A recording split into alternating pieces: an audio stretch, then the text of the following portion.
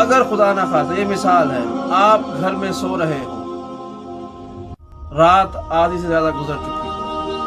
اچانک آپ کے گھر میں مرکزی دروازے پر گھر کے اندرونی جانب آگ لگ جائے تو آپ کیا کریں گے؟ اٹھیں گے، دوڑیں گے، بھاگیں گے، بچوں کو اٹھائیں گے جان بچانے کے لیے۔ کوئی ایسا نہیں سوچتا اس وقت کہ ہمارے بچے ہیں، ہمیں محبت ہے، ان کو سونے دو، آگ لگتی ہے تو بھلے لگی رہے، ان کو سویا رہنے دو۔ کوئی ماں، کوئی باپ یہ گوارا نہیں کرتا، وہ یہ کہتے ہیں کہ ان کو اٹھاؤ تاکہ ان کی جان بچے۔ تو جب ہم دنیا کی آگ سے بچنے کے لیے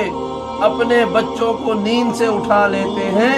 تو قیامت کی آگ سے بچانے کے لیے اپنے بچوں کو ہم نماز کے لیے، تلاوت قرآن کے لیے اور دیگر عبادات کے لیے کیوں نہیں اٹھاتے؟ یہ جواب دیا جاتا ہے کہ صبح اسکول جانا ہوتا ہے، کالج جانا ہوتا ہے، کام پر جانا ہوتا ہے، اسی لیے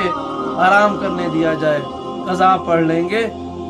تو صرف یہی مثال ان کے سامنے ہے کہ اگر آپ کے گھر میں آگ لگی ہو تو کیا آپ ان کو آرام کرنے دیں گے؟ جب آپ اس آگ سے بچانے کے لیے اپنے بچوں کو اٹھائیں گے تو یقیناً آپ پر لازم ہے کہ آپ اپنے بچوں کو اس ابدی آگ سے بچانے کے لیے بھی اٹھائیں اور انہیں تلقین اور تائید کریں کہ وہ اپنے واجبات ادا